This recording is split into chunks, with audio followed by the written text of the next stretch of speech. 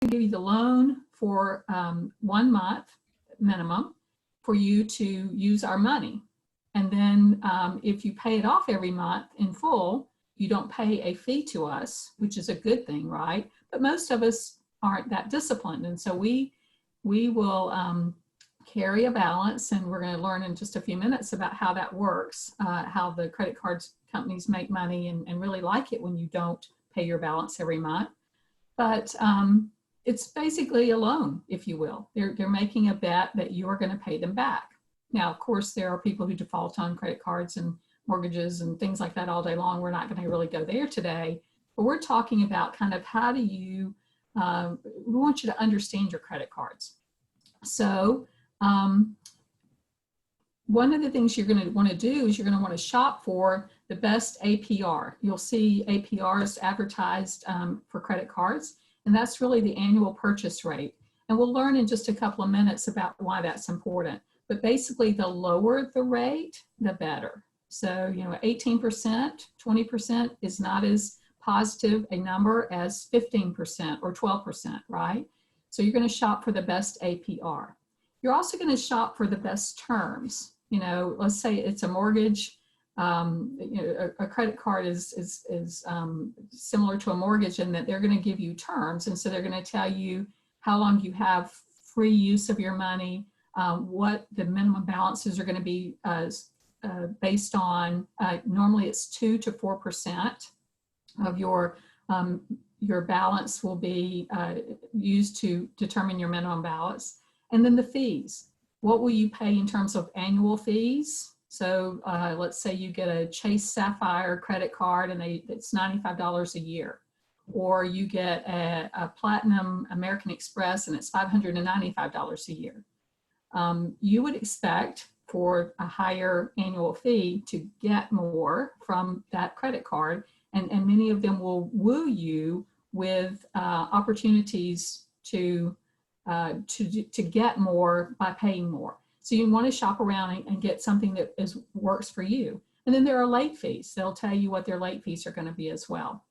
So there's a lot of psychology in using cash versus your credit card, and there's been a lot of research that's been done about that. It hurts you to hand a $20 bill to somebody more than it does to whip out your credit card and pay for that same for $20 with a credit card. And so many financial advisors will tell you if you're in credit card debt up to your eyeballs to basically get rid of your credit cards, but also to start paying cash for everything, because for two reasons. Number one, you won't put more debt on your credit card balance. But secondly, because when you have to actually pull that $20 bill or $50 bill or $100 bill or whatever out of your wallet and give it to somebody, you think more about, do I really need this? Versus, oh, it's just a credit card, I'll pay it off later, right? So you might want to kind of consider that as especially if you have young children, helping them understand paying cash versus credit. And then of course, if we're older and we have a credit card habit, we might want to kind of reframe that and learn to pay cash more often and get out of the habit of whipping out our credit card. So I thought it would be important to try to share with you kind of what happens when you use your credit card. And let's say that you have a $1,000 purchase you want to make. It could be a new iPhone, it could be a trip, it could be a new TV, it could be any variety of things. But let's just go with iPhone for example.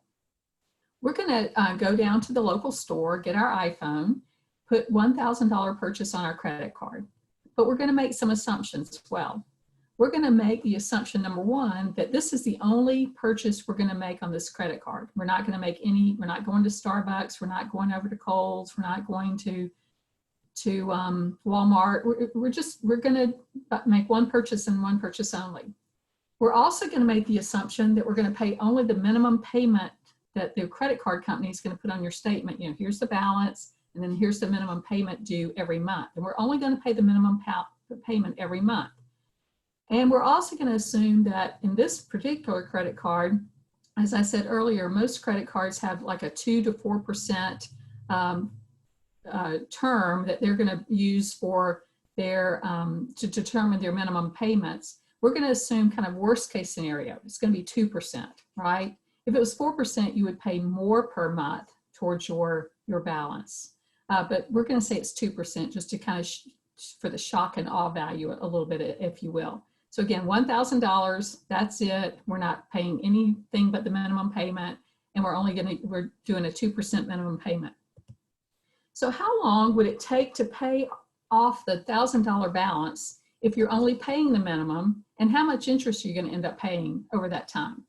Well, this is how you calculate that. And we're just going to do 1 month. You can continue to do this month after month after month if you want to go through the rigors of doing this. But the minimum payment is going to be calculated by 2% of the balance, which we said was $1,000. So in the first month, your payment, your minimum payment due is going to be $20. Sounds pretty nice, right? You can afford that. So, but how much of that is going to principal and how much of that is going to interest? And so the interest is calculated by dividing your APR. And remember, I said earlier, a lower number is better because, as you'll see here, if a lower number means you're paying more money towards interest on the front end than you would if you paid a higher number. So I kind of went with 18%, which we'll see in a minute, it's kind of average. So 18% is, and you're going to divide by 12 months in the year. So you're going to pay 1.5% of the balance is going to go to interest. And so 1.5% times 1,000 is $15 for the first month. So you can do the math pretty easily on this. You subtract 15 from 20, and you're only paying $5 of the $1,000 balance going to principal that very first month. That will leave a balance next month of $995. Wow. So you would continue to do the same procedure every month. $995 times 2%, get your minimum payment. Then $995 times 1.5% to get your interest. Subtract that number from your minimum payment. You're going to get something around $20 still again. And it's going to take a long, long time. But how long would it take? If we were in class right now or in a live setting, I would say, I'd probably offer you a little token and say, whoever gets the closest without going over would get my little bag of M&Ms. I do this with students all the time.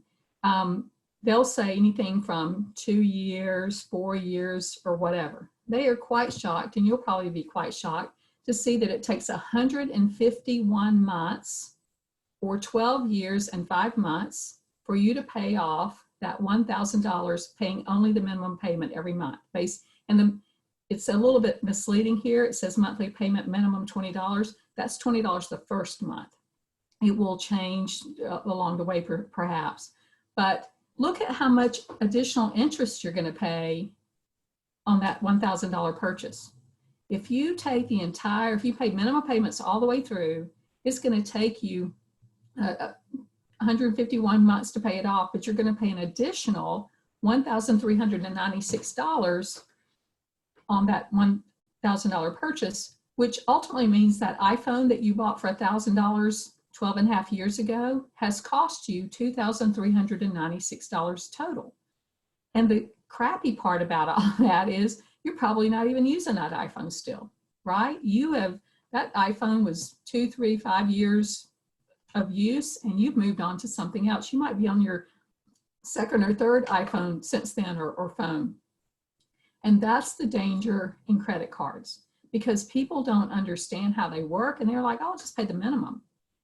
And the other reality is you're probably not just putting one purchase on this credit card. You probably do go to Starbucks and get your latte, and you do run over to Kohl's and get some towels during the white sale, and you do run to Walmart and do your grocery shopping or whatever, right? And you just keep adding, and the minimum payment is going to fluctuate, obviously, based on what your balance is, but you're never going to get there. And that's why the credit card companies love for you to carry debt, because this is how they make a lot of money. Contrast that with option number 2 here. Let's say you go to get your iPhone and it's $1,000 and you're like, wow, I really don't have $1,000 today. But you know what? I could pay $100 a month for this iPhone. If you did that, it would take you 11 months to pay this debt. You would pay an additional $91.62 in interest for a total purchase cost ultimately of $1,091.62, which you'd call it $1,100. So is it worth using your credit card today to buy a $1,000 purchase when you know you can pay it off in a year? And you might say, sure, it's worth it to me because I need this iPhone. It's only going to cost me $100 more basically to get this thing versus waiting and paying it off in 12 years or 8 years or whatever you do, right? But look what happens in number 3. You whip that credit card out, you give them the credit card for a $1,000 purchase. Your statement comes next month. It's, $1,000 is the balance, and you paid the balance off, which means you've gotten the loan of the money for a month at 0 interest rate, essentially, because you're paying it off and not paying any additional money. So this is the most shocking thing for most people when I talk to them about it, because they just didn't know how this all works. Well, now you know. Here I pulled this from some data I found in March of this year. Here are the variety of APRs, average purchase rates for different types of credit cards. And like I said earlier, many people will shop around for credit cards for a variety of things. I encourage you to shop around for the APR, the terms, the fees, things like that. But also, some people are really into getting branded credit cards that will get them something, additional goodies, if you will. So there are travel credit cards, there are airline, travel and airline and hotel are kind of similar in that some of the travel cards are like the Chase the Venture card, you get double points for this, whatever, and things you get to use it for travel.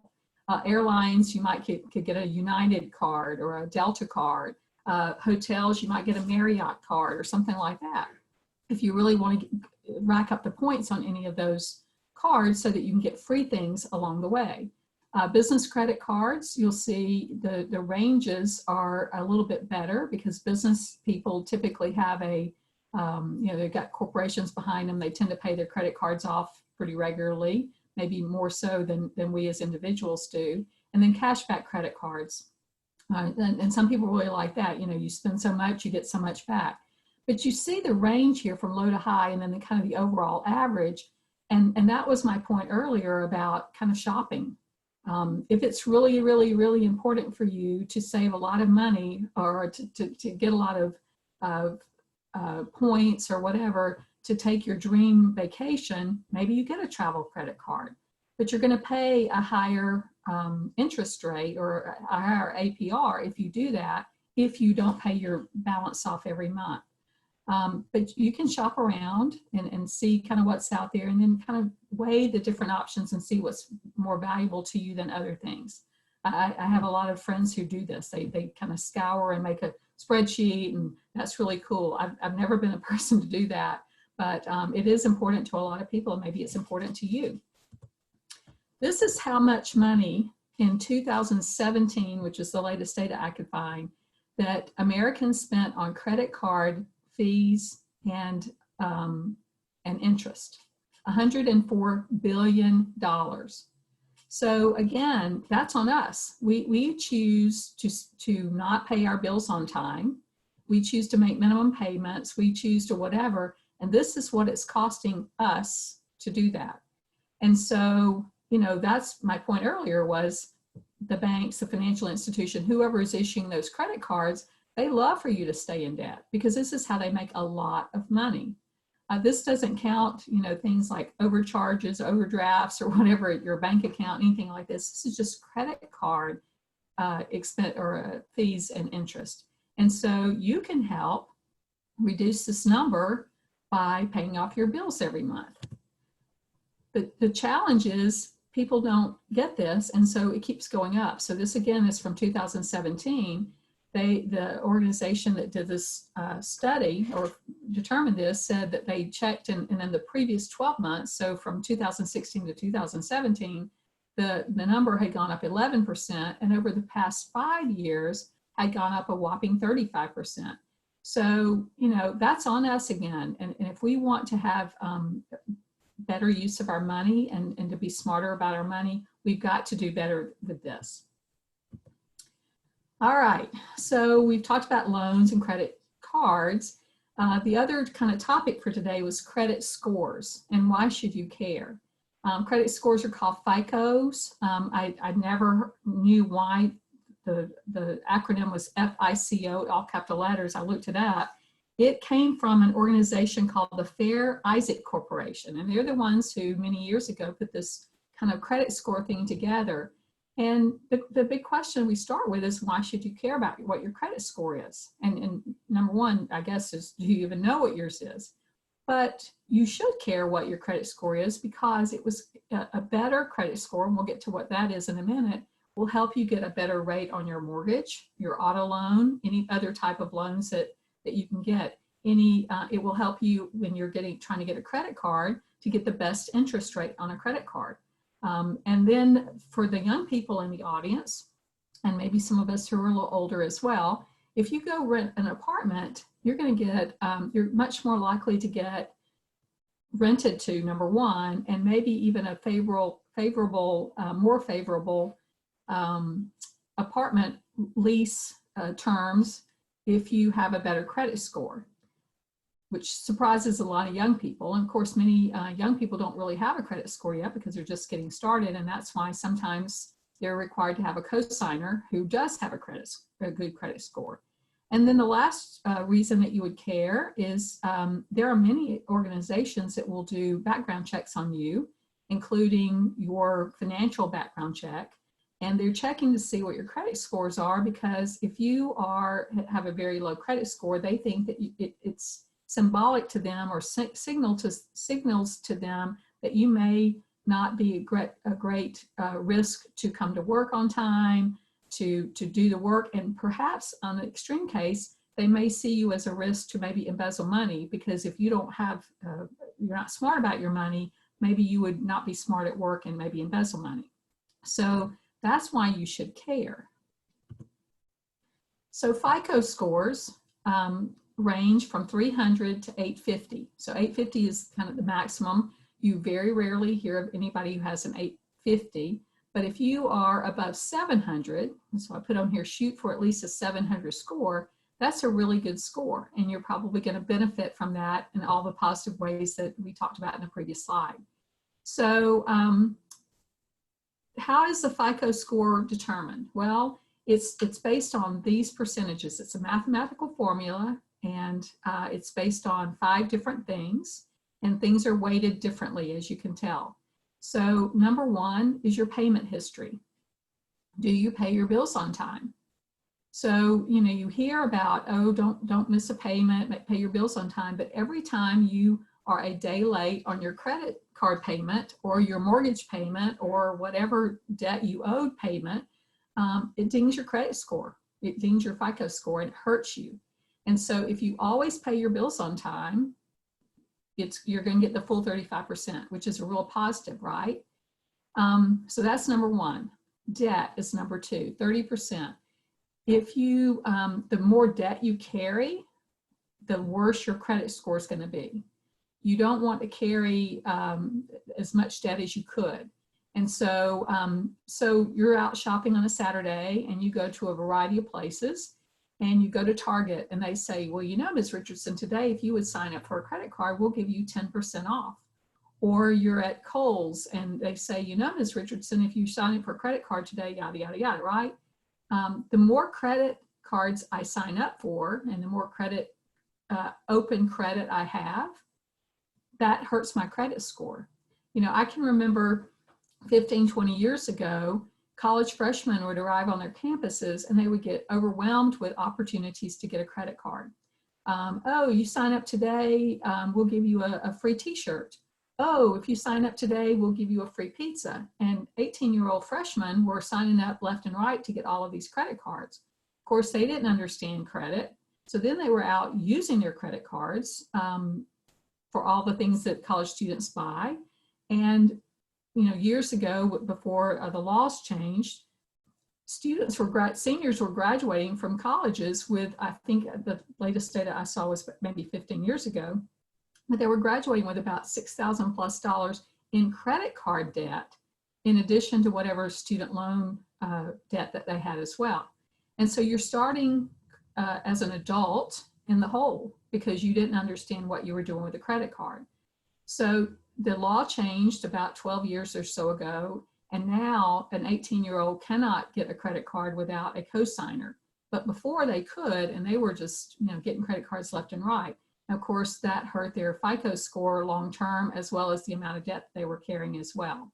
So carry fewer credit cards, have fewer debt, and your FICO score will go up. The duration of credit history. If you are a 22-year-old and just getting started, you're going to get dinged on this because you haven't had time to build a credit history. Somebody like me who's had credit cards or credit for over 40 years, I have a payment record, a track record, if you will. And so I should be very positive on this 15% because of that. But a 22-year-old, just 20-year-old, not gonna be very positive in terms of this 15%. The amount of new credit. So again, back to my point about going out and just opening up credit cards or getting new credit cards left and right, or going and buying a house and then getting a car loan and all these other things. If I show a pattern of getting a lot of new credit in a short period of time, that's going to deem my credit score. So you want to spread your new credit out. You want to, don't get a new credit card every year. You really probably don't need one anyway. But many people get enamored with the, get one today and we'll give you 10% off kind of idea at the store or whatever. And there's a place for that. It might be worth it if you're buying a high-end product. You're going to spend $2,000 in a store and they say we're going to save you 10%. You think, gosh, $200, I could do that. So you open that credit card. Maybe you pay the balance off the next month or within a couple of months, and then maybe cancel that credit card. So there are things to think about there strategically as well. And then the types of credit you have. A mortgage, a car loan, which are secured loans. They are backed by real property like a house or the car itself, are better credit in the FICO world than just going down to the bank and saying, I'm really short this month. I don't have an emergency fund. I need new tires on my car. I've got to go get $500 to get new tires on my car, or whatever the emergency is, right? There's a reason financial advisors tell you to save 3 to 6 months of your expenses, living expenses, in an emergency fund. And certainly folks during this pandemic are finding out why that is very important. But it's also important because you're going to have things happen. I can remember my mom always saying, just when you think you've gotten ahead, the refrigerator's going to break down, or the car's going to need a repair, or a child's going to need braces, or if something's going to happen that you did not budget for, if you're a budgeting person, and you're going to need that. So you go down to the bank and get a short-term loan. That's worse credit, if you will, than a mortgage or an auto loan. So again, we're going to shoot for at least 700. You can find out what your credit score is, your FICO score is, from, I think you get one free look at it a year. There are 3 different organizations that do the credit scores. And when you go in and apply for a mortgage, or when you're looking at credit scores or whatever, credit cards, you're going to check your credit score and see kind of what yours looks like. And if you're at 700 or above, you're going to get a better rate. I did look up and found out that the average FICO score in this year, at the first quarter of 2020, was 705. So it is just above 700, my target number. And it's the same for both men and women. And this is the first time in history that women have matched the men's credit scores. And there's lots of reasons for that. But that's a good thing. And the credit scores are actually going up because people are becoming more aware of why this is important and paying attention to it. So let's talk kind of some best practices, what to do if you're carrying debt. So number one, stop using your credit cards. I mean, you're going to have to change your lifestyle, be more disciplined about how you're using it. And I put on here, consider reducing to one in your possession. Carry one around with you. Some people would tell you to cut up the others. That's a really good piece of advice if you are comfortable doing that. But if nothing else, just don't use them. Put them in a drawer. If you're not carrying them around, you can't use them. Unless you're like me, I've got my credit card number memorized, so I don't really have to have it to buy something online especially. But if you're out shopping at the mall or at the grocery store or whatever, you whip it out, you're going to use it probably. Consider all your debts, the balances, the interest rates and all, and start trying to make a plan to eliminate those. There are a lot of financial advisors out there that really are prominent. Dave Ramsey's one of them. He is anti-credit cards altogether. He thinks that everybody should just carry a debit card. He says that nobody needs to go into debt, which is basically what you have to do to get a good FICO score. That's true. To get a good credit score, you got to go into debt, right? But he also says, look at your balances, your interest rates, and when you have debts, pay off the lowest balance first.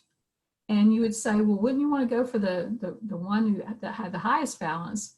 Well, you would intuitively think that, but his point, and I think that there's some value to this, is that you want some quick wins. You want to feel good about yourself.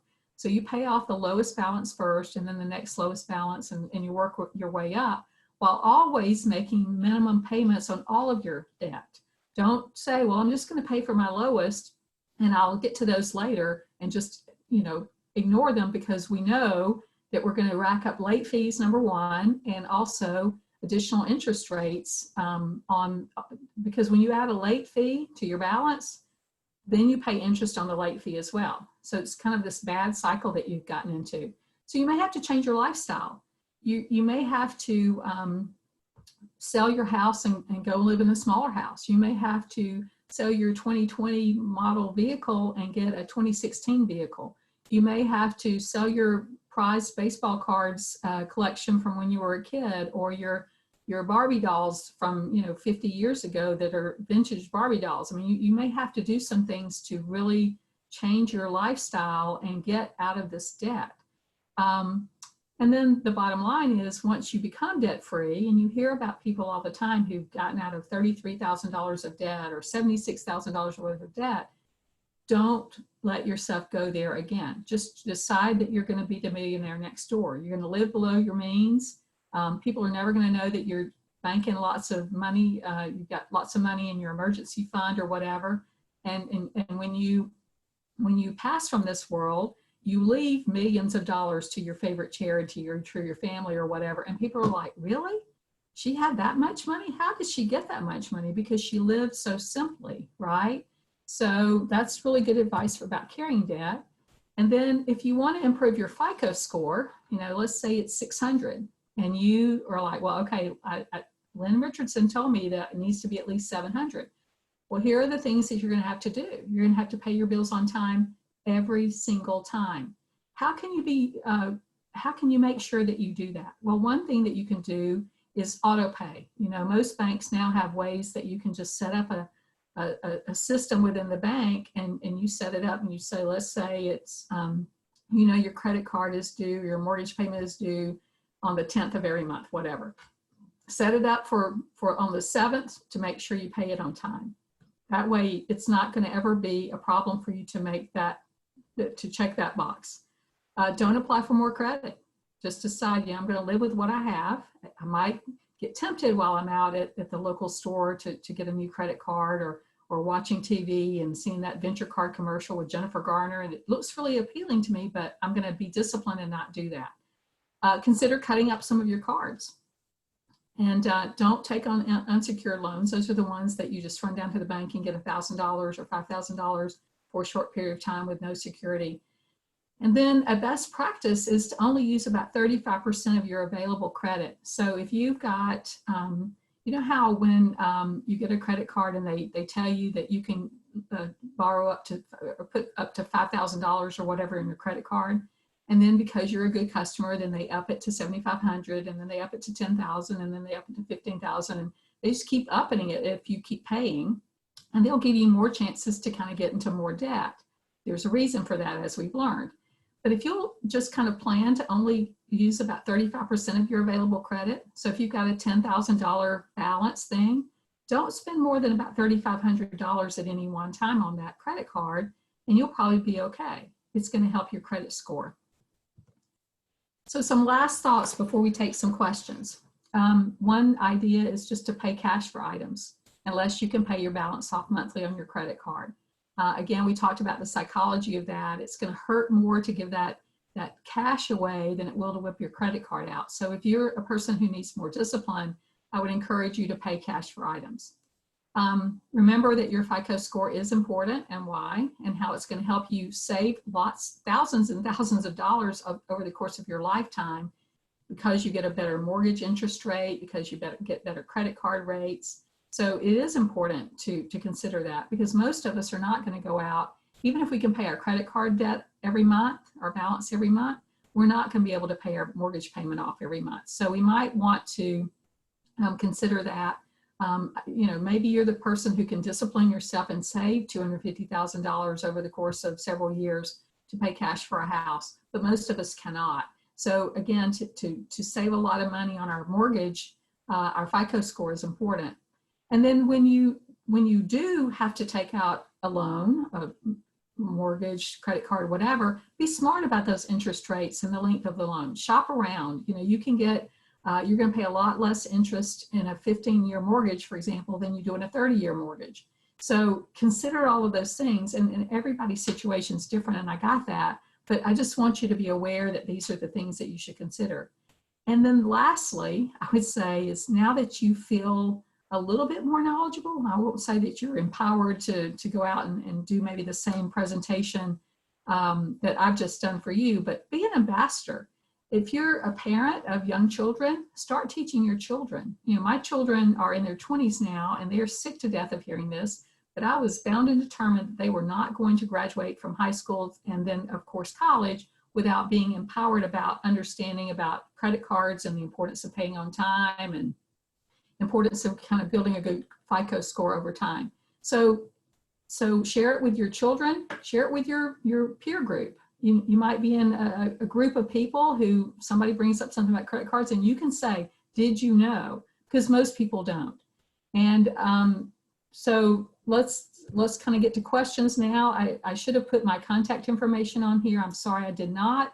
If you would like to contact me afterwards and have a conversation or email conversation or whatever, my email address is Lynne, L-Y-N-N-E .richardson@umw.edu. That's lynn.richardson@umw.edu. So now, Philip, I think you have questions for me. We do have a couple of questions. So the first one is, have credit card companies begun to change the way they operate because of COVID-19 and the way things are happening now? I'm not totally confident in this answer, but I think I've read that some of them are. Some of them are allowing people to carry more balances and maybe waiving late fees and things like that.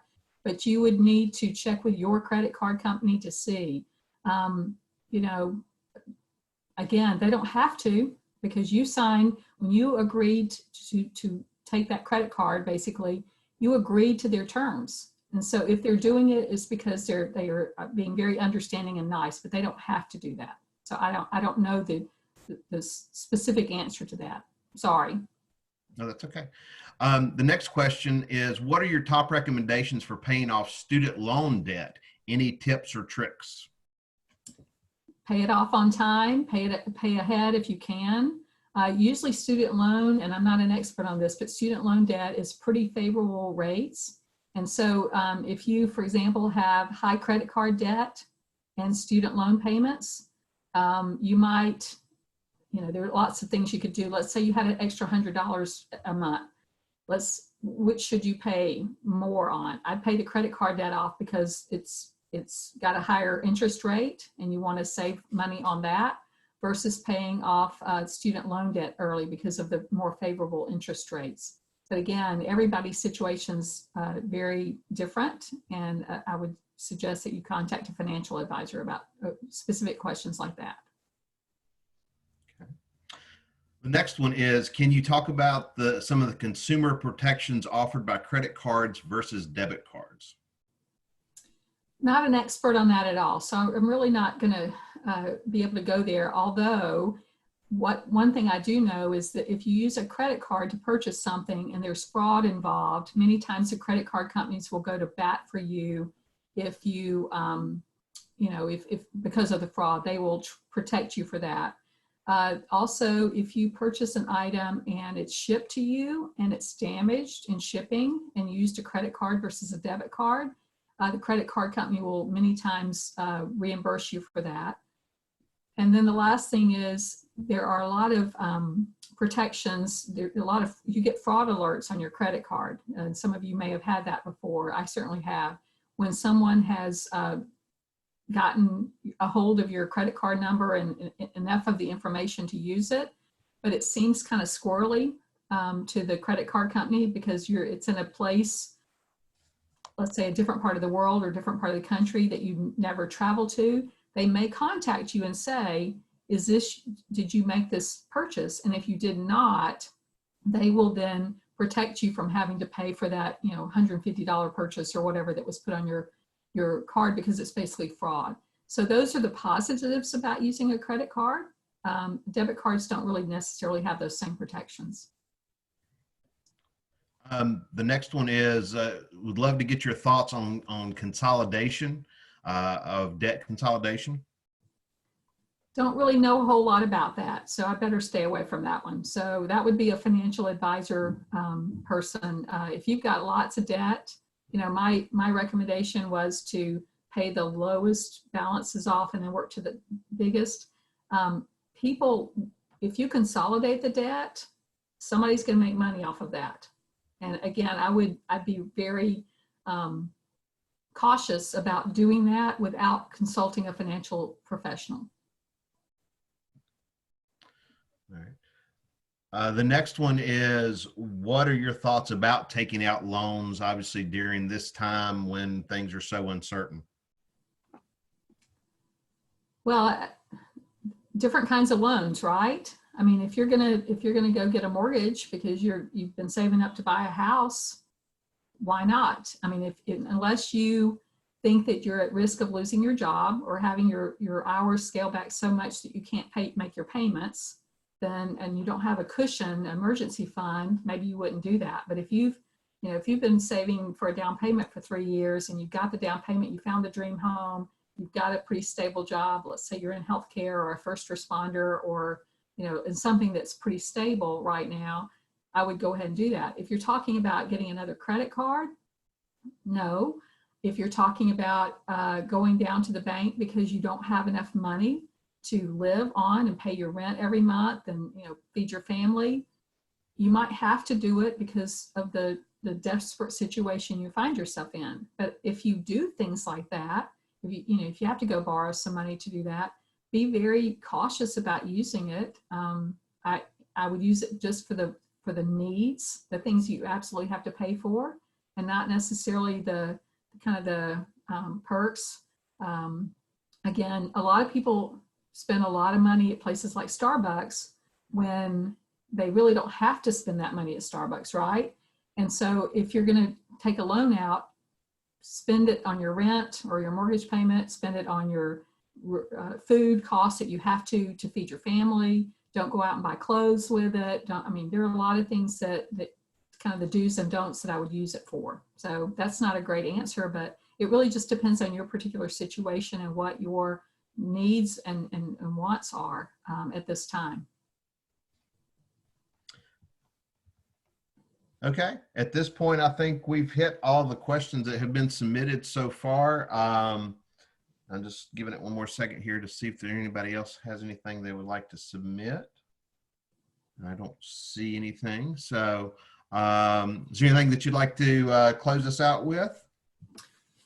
No, I just appreciate those of you who are with us today, because obviously you have an interest in this, and I think knowledge is power. And so just if you've learned one or two things that you can take away from this to make you smarter about your money situation, your financial literacy, that's a huge win for me. And so I would encourage you, if this is something that that you feel like, oh my gosh, I just really don't understand money, there are so many other things that you can learn. I would encourage you to kind of delve into budgeting, saving and investing. You know, right now with the stock market, people are stock market's kind of up and down right now, and people are panicked about it.